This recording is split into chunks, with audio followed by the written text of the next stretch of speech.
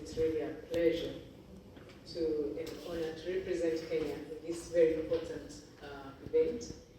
Micronutrient deficiencies affect over 2 billion people globally, and in Kenya, 52.6% preschool children face marginal vitamin A deficiency, and 41.6% of pregnant women are anemic.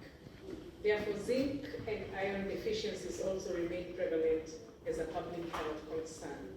Kenya has a long-standing commitment to food fortification, and we began with mandatory iodization of salt in 1978, which contributed to a significant decline in the total goiter rate from 16% in 1994 to 6% in 2004, and moving onwards.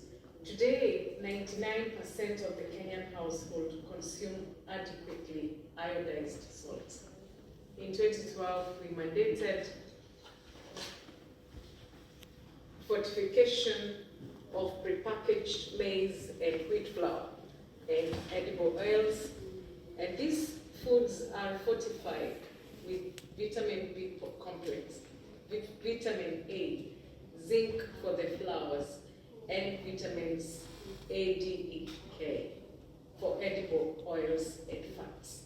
Since then, wheat flour compliance has improved from 18% in 2017, and those are many years ago, to 84% in 2021. And so is maize flour compliance, which has increased from 16% to 46%.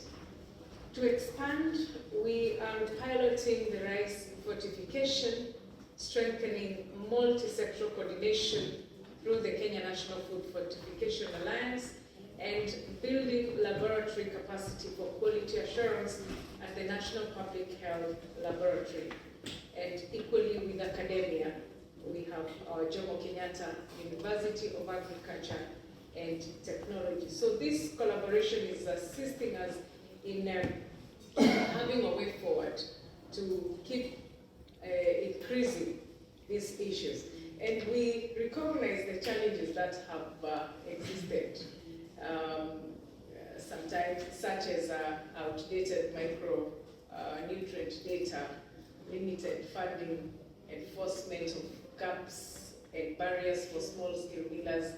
But yet we remain very focused, because fortification is a very key part of the Kenya Nutrition Action Plan and the universal health coverage.